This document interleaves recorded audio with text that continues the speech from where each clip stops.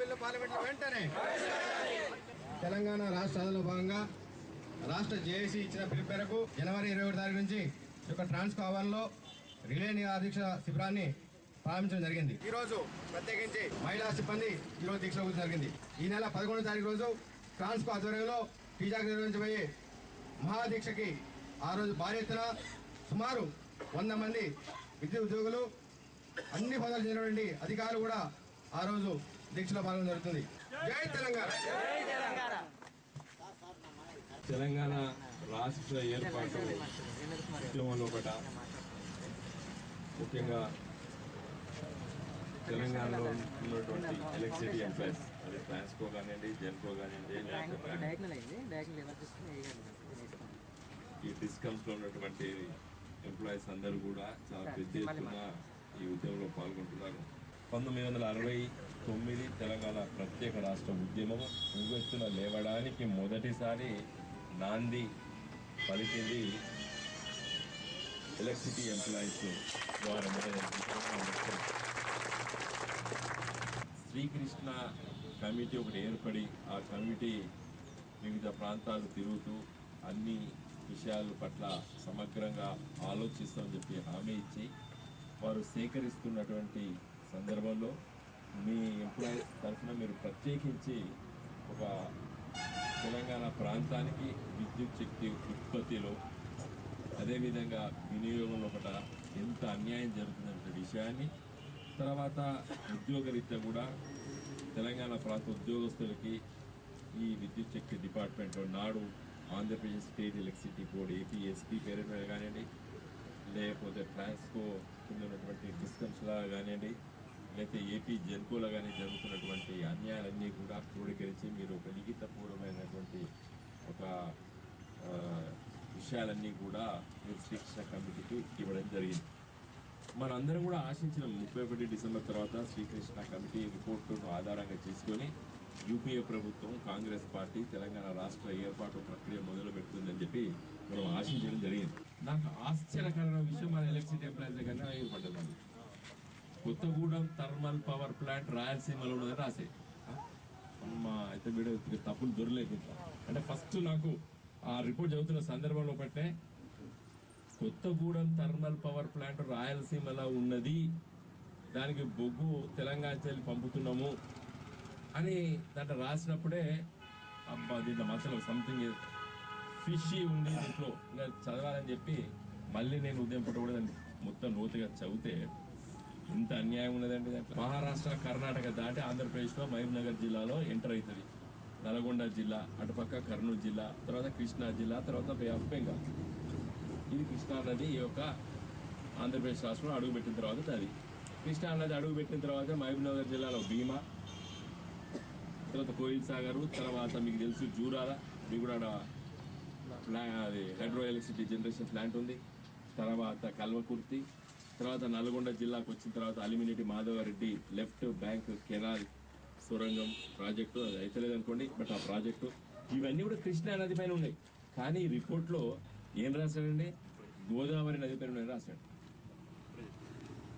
భీమా, Koil Sagar, Kalwakurthy, అలిమినేటి Madhava Reddy project, Jurala, ఇవన్నీ కూడా అక్కడ ఉన్నాయని చెప్పి రాశాడు.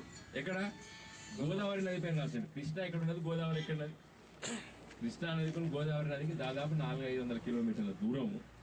కృష్ణా నది ఉన్నది మహబూబ్ నగర్, నల్గొండ జిల్లా, కృష్ణా జిల్లా, కర్నూలు జిల్లాను తాగుతూ పోతే కృష్ణా నది ఇక్కడ, గోదావరి నది ఇక్కడ ఆదిలాబాదు, కరీంనగర్, వరంగల్, ఖమ్మము, ఈస్ట్ వెస్ట్ గోదావరి చూసి బంగాళాఖాతంలో కలుస్తుంది. ఇవన్నీ ప్రాజెక్టులు ఇక్కడ ఉన్నాయని చెప్పి సరే పోనీ తప్పు చేసిన టైపోగ్రఫికల్ మిస్టేక్ అని కూడా ఆలోచన చేసిన తర్వాత అతి ముఖ్యమైన విషయం మీ విషయం, ద కన్సంప్షన్ ఆఫ్ ఎలక్ట్రిసిటీ తెలంగాణలో బాగా కన్సంప్షన్ ఉన్నది కాబట్టి తెలంగాణ అభివృద్ధి చెందింది అని డెసిషన్కి వచ్చేసాడు. మీ అందరికీ కూడా తెలుసు, ప్రపంచవ్యాప్తంగా per capita consumption of electricity ఎవరైతే ఎక్కువ ఉపయోగిస్తారో ఆ కుటుంబం కానీ, ఆ ప్రాంతం కానీ, ఆ దేశం కానీ చాలా అభివృద్ధి చెందిన దేశంగా కానీ, అభివృద్ధి చెందిన ప్రాంతంగా కానీ, అభివృద్ధి చెందిన రాష్ట్రంగా కానీ, లేదా అభివృద్ధి చెందిన కుటుంబాలుగా కానీ మనం అభివర్ణిస్తాం. ఎకనామిక్స్లో కూడా లేకపోతే వరల్డ్ వైడ్గా ఫినామినా అది ఏది వేరే చేయడానికి స్టాండర్డ్ ఆఫ్ దాని కులమానతలు లెక్క పెట్టడానికి ఇది కన్సంప్షన్ ఆఫ్ ఎలక్ట్రిసిటీ పవర్ ఎక్కడైతే బాగా ఎలక్ట్రిసిటీ కన్సంప్షన్ అవుతుందో అక్కడ అభివృద్ధి చెందింది అని అనుకుంటారు. Srikrishna committee has jumped to conclusion. Telangana ప్రాంతంలో కూడా ఆంధ్రప్రదేశ్ రాష్ట్రంలో చూస్తే తెలంగాణ 10 జిల్లాలో విపరీతమైన ఎలక్ట్రిసిటీ కన్సంప్షన్ ఉన్నది కాబట్టి తెలంగాణ అభివృద్ధి చెందిందని రాసిపడేశాడు. ఇది చూసి ఇప్పుడు లగడపాటి రాజగోపాల్ వాడు మన టీజీ వెంకటేష్ వాళ్ళందరూ తెలంగాణ అభివృద్ధి చెందింది శ్రీకృష్ణ కమిటీ చెప్పింది కదా అని చెప్పి బుకాయిస్తున్నారు. బట్ ఒకసారి లోతుగా పోతే ఎలక్ట్రిసిటీ కన్సంప్షన్ తెలంగాణలో ఎక్కడెక్కడ ఉన్నది? రూరల్ ఏరియాస్లో ఎందుకున్నది? Because of consumption of electricity power for to irrigate. Bore బావిలు లేకపోతే బాయిలలో నుంచి నీళ్లు వెలికి తీయడానికి ఉపయోగించేటువంటి కరెంటు ఎందుకోసం? తెలంగాణ రైతు కాలువల్లో నీళ్లు ఇవ్వలేదు కాబట్టి గోదావరి కృష్ణా నది నుంచి వెళ్ళి చట్టబద్ధంగా తెలంగాణ రైతులకు రావాల్సినటువంటి నీళ్లు రాక ప్రభుత్వాలు విస్మరించినాయి కాబట్టి తెలంగాణ రైతు దిక్కు లేక బావి లోపలి బోరు బావిలు వేసుకొని నీళ్లు వెలికి తీయడానికి కరెంటు ఉపయోగిస్తున్నాడు. ఆ కరెంటును నువ్వు తెలంగాణ రైతులు కరెంటు బాగా ఖర్చు పెట్టవలసి వస్తుంది మనకు వ్యవసాయం కోసం చెప్పి రాస్తే బాగుండు. కానీ నువ్వు ఏం how you denoted it? Telangana అభివృద్ధి కోసం నువ్వు లింక్ పెట్టావు. తెలంగాణ రైతులకు ఈ రాష్ట్రంలో కూడా ప్రభుత్వాలు నీళ్లు ఇవ్వలేకపోవడం వల్ల తెలంగాణ రైతు బాయిల కోసం బోర్ల కోసం కరెంటు ఉపయోగిస్తున్నాడు అని చెప్పి రాస్తే మంచిగుండు. నువ్వు దాన్ని ఏం చేస్తున్నావు? దాన్ని నీకు ఉపయోగ విధంగా తెలంగాణ ఉద్యమాన్ని తెలంగాణ ప్రత్యేక రాష్ట్ర డిమాండ్ నీరు గార్చడానికి నువ్వు దాన్ని ఉపయోగించుకున్నావు. నేను తర్వాత ఇది ఎట్లున్నా మరి మన హౌస్ హోల్డ్ కన్సంప్షన్ అని చెప్పి మీ మిత్రులు మన ఎలక్ట్రిసిటీ మిత్రులతో హైదరాబాద్ లో మాట్లాడితే మనం తెలంగాణ రాష్ట్ర సమితి తరఫున మీరు ఇస్తే మేము ఇచ్చిన నివేదిక కూడా నేను చదవడం జరిగింది మళ్ళీ 2 రోజుల తర్వాత. What is the average consumption of electricity units in Andhra Pradesh? 126 units per capita. ఒక వ్యక్తి 126 యూనిట్లు వాడుకుంటున్నాడు ఆంధ్రప్రదేశ్ యావరేజ్ చూస్తే. ఆంధ్రప్రదేశ్లో అట్లా యావరేజ్ చూస్తే తెలంగాణ 10 జిల్లాలో కూడా హైదరాబాద్ రంగారెడ్డి పక్క పెడితే మిగతా 88 జిల్లాలు 91, 86, మన వరంగల్ జిల్లా 106, 107 ఉన్నాయి. మిగతా అన్ని చూస్తే 126 కంటే అన్ని కూడా తక్కువనే ఉన్నాయి. Average per capita consumption of electricity power చూస్తే తెలంగాణ 10 జిల్లాలో 2 జిల్లాలు Hyderabad because it is being a capital and Rangareddy కూడా హైదరాబాద్ చుట్టుపక్కల కాబట్టి ఆ 2 జిల్లాలు పక్క పెడితే మిగతా 88 జిల్లాలు. మీరు ఈ ఉద్యమాన్ని ఇదే విధంగా కొనసాగిస్తూ మీతో పాటు మీ చుట్టుపక్కల రోజువారీ మీరు కలిసేటువంటి పేద ప్రజలు బడుగు బలహీన వర్గాల ప్రజలు ముఖ్యంగా గ్రామీణ ప్రజలకు కూడా మీరు చైతన్యం చేయాల్సిన అవసరం ఉందని ఒకరం 10 మందికి చెప్పాలి.